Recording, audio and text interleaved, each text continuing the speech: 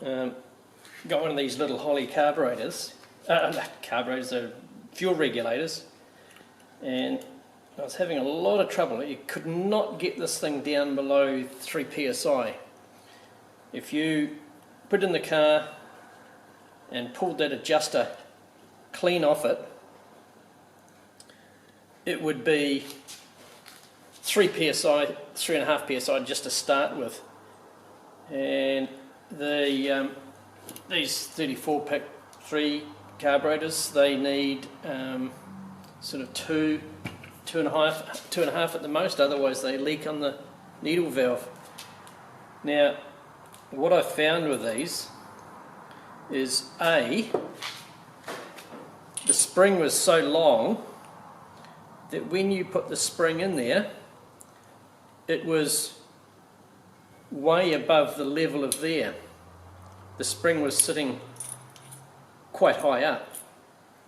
So what I did was I turned the spring inside out and shortened it up. But these are progressive springs,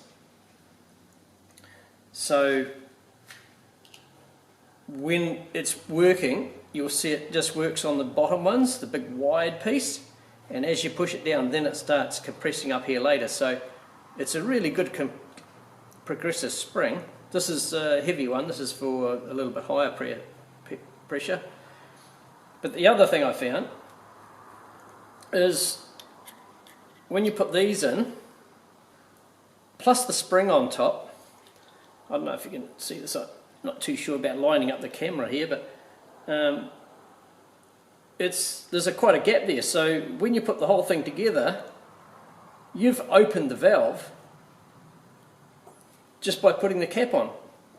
If you put that cap on like that without the spring in, that valve's open already, it's flowing. So what I did was that little pin there, I cut, it's about 10 mils long, and I cut 5 mils off it, so that now when I put it in there, it actually sits down a little bit, just sitting on top of that ball valve in there, so it's not actually opening it. So when you put the spring on top and that, the spring's not pushing down because it's a bit shorter, the needle is a little bit shorter, so it's not opening the valve. So when you screw that together now, the valve is still shut. It's 0 psi. So then when you put this one in, you're actually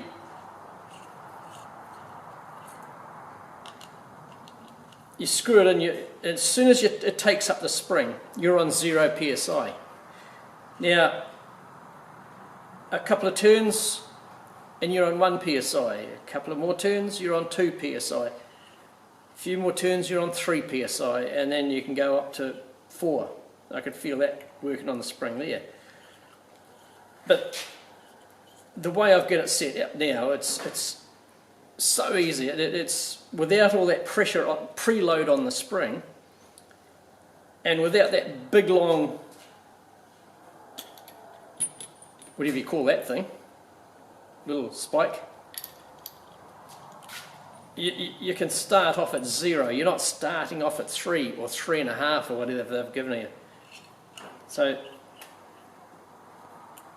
that's a far better way of putting it together. Now my car, when I leave it hot and start it when the motor's hot, turn the key and bang, starts. First time the piston hits the top or the side, whichever you want. Cold starting's always been good. Cold starting, just touch the key, no accelerator, no nothing, and bang, it fires first pop again. It starts so well, that's why I figured it was this regulator flooding it, and it did smell flooded when I was doing it. So I hope that helps some people. Just make sure you got the right spring. This is like about 3 to 6 or 7 psi. I think it's a slightly stronger spring, fatter spring. The other one I've got in the car is the thinner one that's supposed to go from 1 psi to 5, I think. And with the thinner spring, you weren't getting 1. You were starting off at 3, 3.5. So that works well now if you wanted to do that. Main one, I think, is just chopping that little pin there. It's a pin. If you chop that pin down, so it's not, when you put it together, it's not opening the valve. You put it together and the valve is still closed with a shortest pin. That's might help someone, and it's something you can just rearrange that with.